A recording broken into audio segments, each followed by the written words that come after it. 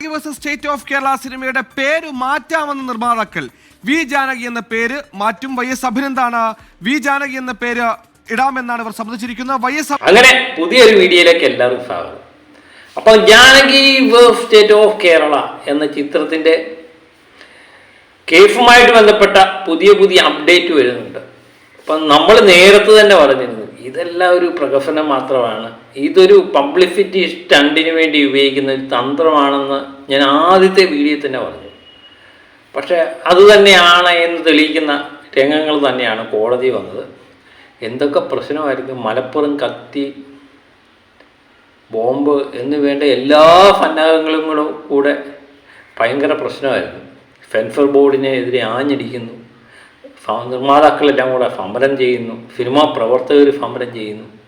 അത് കാണിച്ചു തരാം, ഇത് കാണിച്ചു തരും. സംവിധായകൻ്റെ വക വേറൊരു വശത്തല്ലേ, ഒരു കാരണവശാലും പേര് മാറ്റത്തില്ല, പേര് മാറ്റിയാൽ ഈ ചിത്രം ഇറങ്ങണ്ട, അങ്ങനെയൊക്കെയുള്ള പല ഗിമിക്കുകൾ ഇതിൻ്റെ ഇടയ്ക്കൊക്കെ നടന്നു. ഏതായാലും മാധ്യമങ്ങളെല്ലാം ഇത് ഏറ്റെടുത്ത് ഇത് ഹൈപ്പിൻ്റെ പരമകോടിയിൽ തന്നെ എത്തിച്ചിട്ടുണ്ട്. അവസാനം കോടതി കണ്ടു.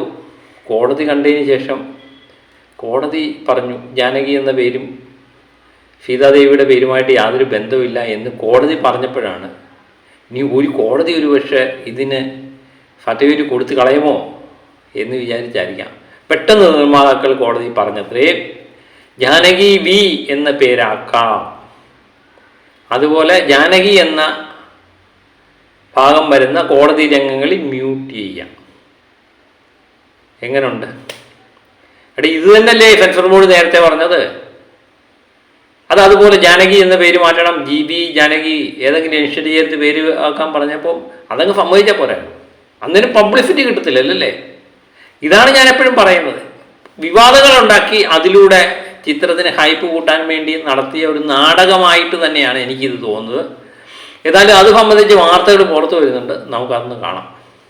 സ്റ്റേറ്റ് ഓഫ് കേരള സിനിമയുടെ പേര് മാറ്റാമെന്ന നിർമ്മാതാക്കൾ വി ജാനകി എന്ന പേര് മാറ്റും. വൈഎസ് അഭിനന്ദാണ് വി ജാനകി എന്ന പേര് ഇടാമെന്നാണ് ഇവർ സമ്മതിച്ചിരിക്കുന്നത്. വൈഎസ് അഭിനന്ദ് കൊച്ചിയിൽ ചേരുന്നു. അഭിനന്ദ്, നേരത്തേക്ക് പേരിൽ ശാഠ്യം പിടിച്ച ഈ അണിയറ പ്രവർത്തകർ തന്നെ ഒടുക്കം സെൻസർ ബോർഡിന് വിധേയപ്പെടുന്നു. അവർ പറഞ്ഞതുപോലെ വി എന്ന ഇനീഷ്യൽ ചേർത്തുകൊണ്ട് വി ജാനകി എന്ന ബാനറിൽ തന്നെ സിനിമ, വി ജാനകി എന്ന കഥാപാത്രത്തിൽ തന്നെ സിനിമ മുന്നോട്ട് കൊണ്ടുപോകാമെന്ന അനുനയ തീരുമാനത്തിലേക്ക് ഇപ്പോൾ ഈ നിർമ്മാതാക്കൾ എത്തിയിരിക്കുന്നു. ഇനി കോടതിയിൽ നമ്മൾ എന്താണ് പ്രതീക്ഷിക്കേണ്ടത്? ഹർജിക്കാർ ഈ പറയുന്ന പോലെ സെൻസർ ബോർഡിന് വിധേയപ്പെട്ടതോടെ സെൻസർ ബോർഡിന്റെ നിലപാട് ആദ്യം തന്നെ വ്യക്തമാക്കിയിരുന്നു. ജാനകി വിട്ട് സ്റ്റേറ്റ് ഓഫ് കേരള എന്ന സിനിമയുമായി ബന്ധപ്പെട്ട അണിയറ പ്രവർത്തകരും ആ നിലപാടിൽ നിന്ന് ഉറച്ചിരുന്നു. ജാനകി എന്ന പേര് മാറ്റില്ല എന്ന് തന്നെയായിരുന്നു അണിയറ പ്രവർത്തകർ ആദ്യം മുതൽ തന്നെ വ്യക്തമാക്കിയത്. പക്ഷേ ഇപ്പോൾ ഹൈക്കോടതിയിൽ ജാനകി എന്ന പേര് മാറ്റാം, വി ജാനകി എന്ന സെൻസർ ബോർഡ് നിർദ്ദേശത്തിന് വഴങ്ങാം എന്ന് തന്നെയാണ് ഇപ്പോൾ ഹൈക്കോടതിയിൽ അണിയറ പ്രവർത്തകർ അറിയിച്ചിട്ടുള്ളത്. പേര് മാറ്റാമെന്ന് അണിയറ പ്രവർത്തകർ വ്യക്തമാക്കിയിട്ടുണ്ട്. ഒപ്പം തന്നെ 1 മണിക്കൂർ 8 മിനിറ്റ് 33 സെക്കൻഡിൽ ജാനകി എന്ന പേര് പറയുന്നുണ്ട്. അത് മ്യൂട്ട് ചെയ്യാമെന്നും ഇപ്പോൾ അണിയറ പ്രവർത്തകർ അറിയിച്ചിട്ടുണ്ട്. Central board of film certification ഹൈക്കോടതിയിൽ വെച്ചിട്ടുള്ള നിർദ്ദേശങ്ങളൊക്കെ അംഗീകരിക്കുന്ന നിലയിലേക്ക് ഇപ്പോൾ അണിയറ പ്രവർത്തകർ ഹൈക്കോടതിയിൽ എത്തിയിരിക്കുകയാണ്. ആദ്യം തന്നെ അല്പസമയം മുമ്പ് പോലും നിർമ്മാതാവ് സംസാരിക്കുന്ന സമയത്തൊക്കെ ജാനകി വെട്ട സ്റ്റേറ്റ് ഓഫ് കേരള എന്ന ചിത്രത്തിന്റെ പ്രദർശനത്തിന് വേണ്ടിയിട്ടുള്ള ട്രെയിലർ അടക്കം പുറത്തുവിട്ടത് ഇതേ പേരിലായിരുന്നു. അത് മാറ്റാൻ തങ്ങൾക്ക് നിർവാഹമില്ല, അത്തരത്തിൽ തന്നെ മുന്നോട്ട് പോകണമെന്ന നിലപാട് തന്നെയായിരുന്നു അല്പസമയം മുമ്പ് കോടതിയിൽ കയറുന്നതിന് മുൻപ് പോലും അണിയറ പ്രവർത്തകർ വ്യക്തമാക്കിയത്. പക്ഷേ ഇപ്പോൾ ഇത് കോടതിയെ അറിയിച്ചിരിക്കുകയാണ്. Central board of film certification censor ബോർഡിന്റെ ആവശ്യങ്ങൾക്ക് വഴങ്ങിയിരിക്കുകയാണ്. 2 തവണ ഇത്തരത്തിലേക്ക് പേര് മാറ്റരുത്, ജാനകി വെട്ട സ്റ്റേറ്റ് ഓഫ് കേരള എന്ന പേര് അത് തന്നെ തുടരണമെന്ന് ആവശ്യപ്പെട്ടുകൊണ്ട് സെൻസർ ബോർഡിനെ സമീപിക്കുന്നു. പക്ഷേ ഹൈന്ദവ ദൈവമായ സീതയുടെ പേരുമായി സാദൃശ്യമുള്ളത് അത് വലിയ രീതിയിലുള്ള കുഴപ്പത്തിലേക്ക് നയിക്കുമെന്ന് ആദ്യം തന്നെ സെൻസർ ബോർഡ് വ്യക്തമാക്കി. പിന്നീട് മുംബൈയിൽ നടന്ന റിവ്യൂ കമ്മിറ്റി യോഗത്തിൽ പങ്കെടുത്തു. ആ സമയത്ത് തന്നെ സംവിധായകൻ തന്നെ നേരിട്ട് ഫേസ്ബുക്ക് പോസ്റ്റിലൂടെ വ്യക്തമാക്കിയിരിക്കുകയാണ് ജാനകിക്ക് വീണ്ടും വെട്ട് എന്നുള്ള രീതിയിലുള്ള പ്രതികരണവും സംവിധായകൻ നടത്തിയിരുന്നു. 96 ഭാഗങ്ങളിലെ കട്ടടക്കം പോകുമ്പോൾ അത് സിനിമയുടെ പശ്ചാത്തലത്തെ അടക്കം ബാധിക്കുമെന്ന ആശങ്കയും സംവിധായകൻ പ്രകടിപ്പിച്ചിരുന്നു. പിന്നീട് central board of film certification ഹൈക്കോടതിയിൽ നിലപാടറിയിക്കുന്നു. പക്ഷേ ഹൈക്കോടതി നിലപാട് എന്താണ് ഇത്തരത്തിലേക്ക് പ്രശ്നം എന്നായിരുന്നു ജസ്റ്റിസ് എൻ നഗരേഷ് നേതൃത്വത്തിലുള്ള ബെഞ്ച് ആദ്യം മുതൽ തന്നെ സൂചിച്ചത്. പിന്നീട് കളർ പ്രിന്റ് സ്റ്റുഡിയോയിൽ ചിത്രത്തിന്റെ പ്രിവ്യൂ കാണാനായിട്ട് ജസ്റ്റിസ് തന്നെ നേരിട്ടെത്തുന്നു. അതിനകത്ത് സിനിമ പൂർണ്ണമായും കാണുന്നു. അതിനുശേഷമാണ് ഇന്ന് ഹൈക്കോടതി വെട്ടിനും തയ്യാർ, പേര് മാറ്റാനും തയ്യാർ, പിന്നെ എന്തായിരുന്നു പ്രശ്നം? നേരത്തെ തന്നെ ഇത് അപ്പം 10 പേര് അറിയത്തില്ലല്ലേ. ഇതാണ് ഞാൻ പറഞ്ഞ സെൻസർ ബോർഡും ഈ നിർമ്മാതാക്കളും ഇവരെല്ലാം കൂടെ ചേർന്ന് നടത്തിയൊരു നാടകം പോലെ തോന്നുന്നുണ്ട്. ഏതായാലും ഇത് കോടതി ഇടപെട്ട് ഒരുപക്ഷെ കോടതി ഇന്ന് തന്നെ വിധി പറഞ്ഞേനെ, ഇതിന് പ്രദർശനാനുമതി കൊടുത്തേനെ കോടതി അല്ലേ. കോടതി കണ്ടിട്ട് ഈ പേരുമായിട്ട് യാതൊരു പ്രശ്നമില്ല. ഇതിൻ്റെ പ്രശ്നം ഇനി എങ്ങനെ ബാധിക്കുന്നതെന്നറിയോ? ഇനിയും സിനിമയ്ക്കകത്ത് പേരിടുമ്പോൾ പ്രശ്നങ്ങളാണ്. എല്ലാവരും പേരിടാനൊന്നും മടിക്കും. ശ്രീരാമനെന്നോ ലക്ഷ്മണനെന്നോ അല്ലെങ്കിൽ രാമനെന്നോ കൃഷ്ണനെന്നോ പരമേശ്വരനെന്നോ എല്ലാം പേരിടാൻ ആൾക്കാർ ഇനി മടിക്കുമെന്നുള്ളതാണ്. അല്ലെങ്കിൽ സീതാദേവിയുടെ പര്യായം ഇതൊക്കെ ഇടാൻ ആൾക്കാർ മടിക്കും. ആ അവസ്ഥയിൽ കാര്യങ്ങൾ കൊണ്ടെത്തിയിരിക്കുന്നത് നിർമ്മാതാക്കൾക്ക് നല്ലൊരു പങ്കുണ്ട്.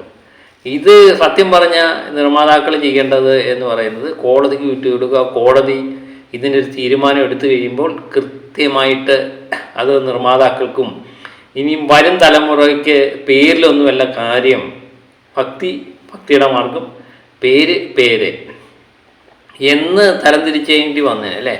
അല്ലെങ്കിൽ ഞങ്ങളുടെ പേര് സിനിമ സെൻസറിങ് തടഞ്ഞു വെച്ചാൽ ഞങ്ങൾ കോടതിയിൽ പോവും, അംഗീകാരം വാങ്ങും എന്ന് മറ്റുള്ള നിർമ്മാതാക്കൾക്ക് ഒരു ഇതായിരുന്നു. പക്ഷേ അതൊന്നും നടന്നില്ല എന്നുള്ളതാണ്.